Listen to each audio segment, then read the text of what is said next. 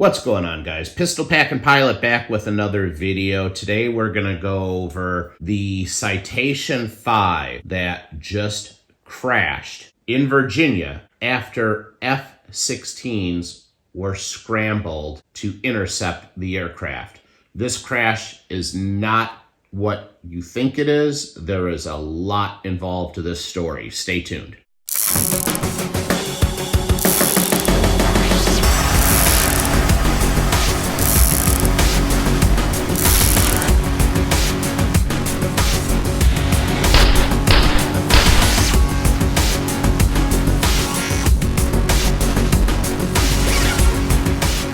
Alright guys, Triple P is back. Citation 5 that was owned by Donald Trump supporter and campaign donor John Rumpel. John and Barb Rumpel owned this aircraft. It was certified for single pilot operations, and the pilot in command on this flight was Jeff Hefner, who was age 69. We'll talk more about him in a minute. John and Barbara's daughter, Adina Azarian, who was age 49, was on board, as well as her 2.5-year-old daughter, Aria Azarian, and their nanny, Evan Mae Smith, otherwise known as Nanny V. The three of them, as well as Captain Hefner, all perished tragically in the crash. Right after this plane went down, there were all kinds of rumors that were flying, no pun intended, that Joe Biden had sent F-16’s to shoot down this aircraft because it was owned by John Rumpel, who supported and donated to the Donald Trump campaign. Let's just put that to bed right now. That is completely false. There is zero truth to that whatsoever. The rumor of F-16’s chasing down the aircraft at supersonic speeds and people all over Washington, D.C. hearing sonic booms is true.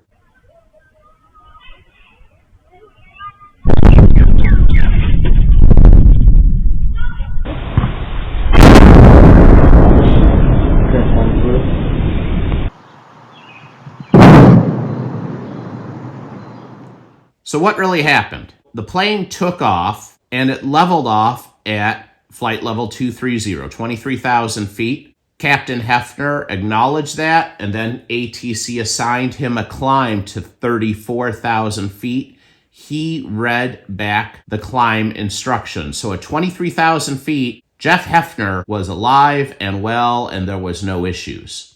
Where did they take off from?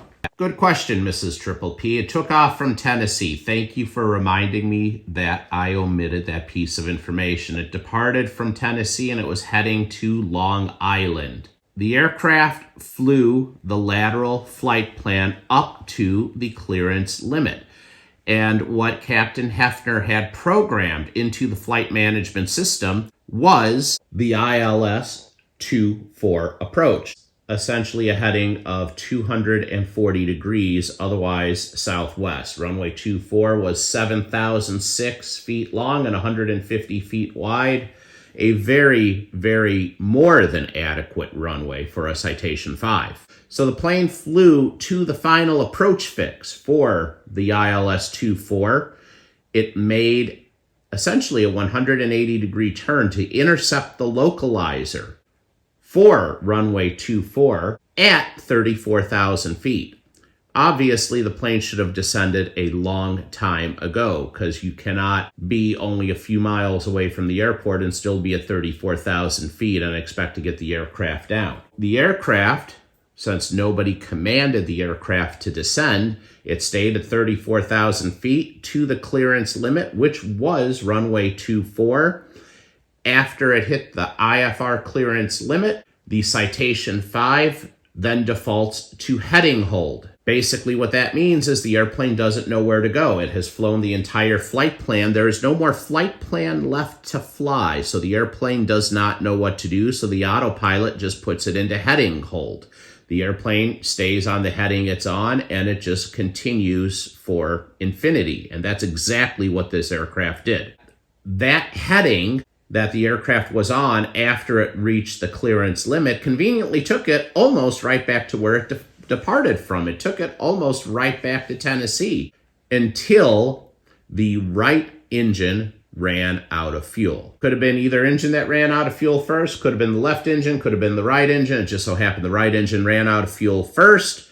That means that there's asymmetrical thrust on the left engine that caused the airplane to roll to the right, and eventually the autopilot could not hang on to the airplane anymore, so it enters a steep spiraling dive. That dive hit a maximum descent rate in excess of 28,000 feet per minute until it impacted the ground and everybody perished. Now, let's back up a minute and talk about what happened after the plane made that 180-degree turn. It took it right over Washington, D.C. Two F-16’s were scrambled from Andrews Air Force Base. They intercepted the Citation 5 after flying supersonic over the Washington, D.C. and Virginia area. It intercepted the Citation 5, and they tried to get the pilot's attention.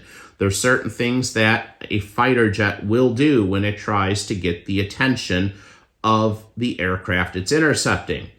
Generally, one of the fighters will pull in front of the aircraft, and he will begin rocking his wings, and the other fighter will stay safely behind the aircraft, just in case it becomes necessary to light that aircraft up. The pilot was not responding. The fighter jet eventually ended up firing off some flares. These are devices that generally fighters use to ward off heat-seeking surface-to-air missiles. And then, after no response from that, they pulled up next to the window of the Citation 5 and flew with it in formation. The fighter pilots very clearly could see the pilot slumped over in his seat. Here's where things get interesting. Everyone's speculating that this is hypoxia. They're speculating it's a loss of pressurization. This is not a loss of pressurization. This is not the Payne Stewart Learjet crash 2.0. Let's talk about why. When there's a loss of pressurization, the windows ice over. It becomes extremely cold. The windows are opaque, and you cannot see into the aircraft. According to these fighter pilots, they could clearly see into the window. They could see clearly enough to actually tell that Captain Hefner was slumped over in his seat. Here's where the terrifying part happens. More than likely, Adina Azarian, her daughter Araya, and Nanny V were all alive and well and fully alert all the way down to impact. This had to have been a terrifying and a horrifying ride on the way down. They likely didn't even realize anything was wrong until the plane entered a dive. More than likely, they were sitting in the back of the aircraft. They might have been napping. They might have had their window shades closed, completely oblivious to what was going on. So this is very tragic. This is a pilot incapacitation, period. End of story.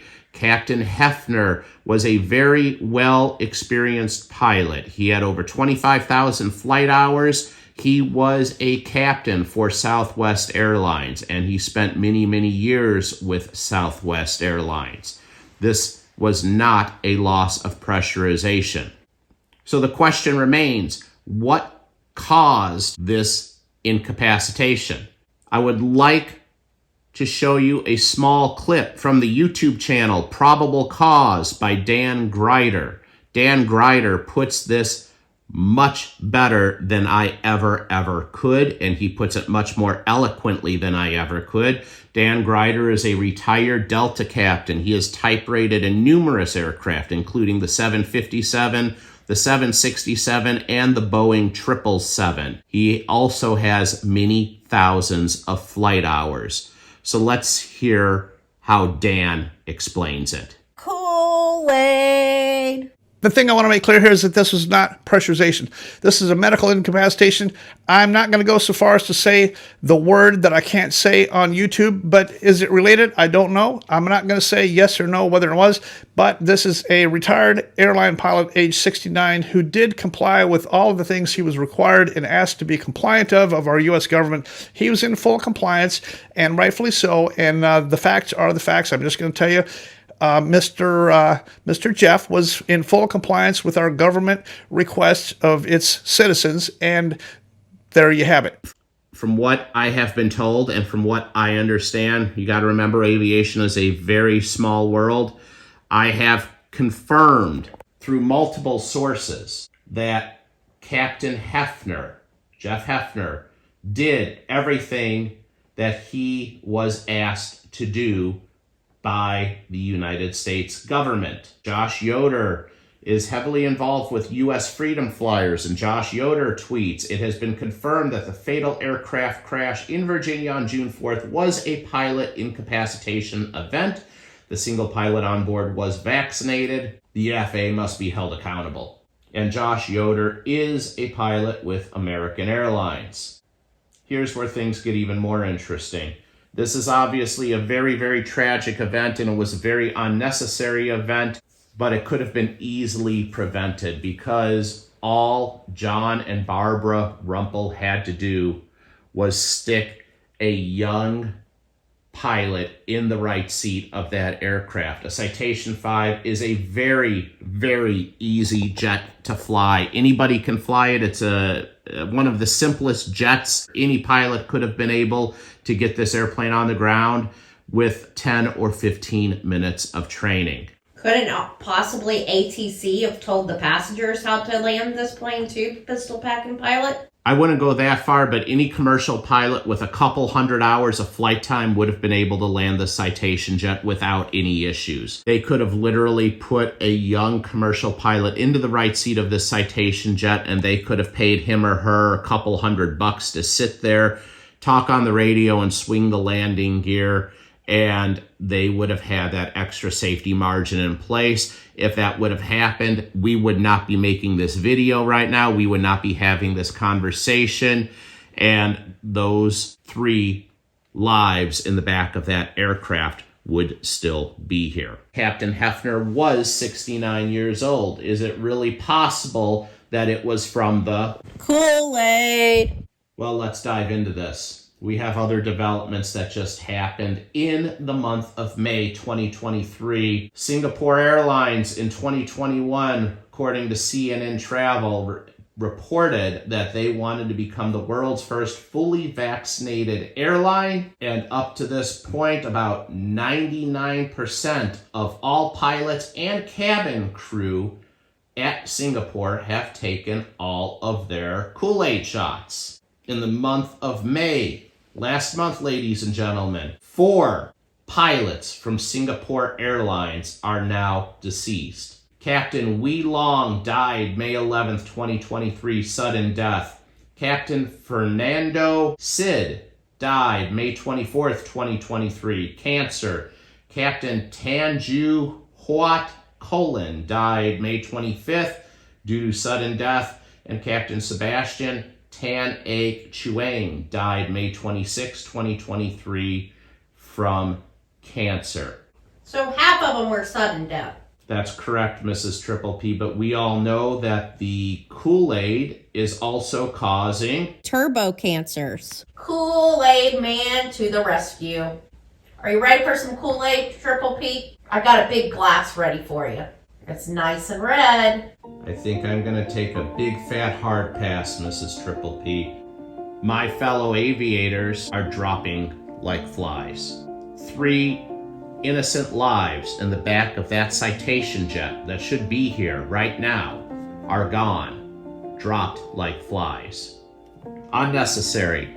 It is a fact that Captain Hefner was a retired Southwest pilot. He had a tremendous safety record, and he complied with everything he was asked to do. Thanks for watching, guys. I am the pistol packing pilot. I am Mrs. Triple P.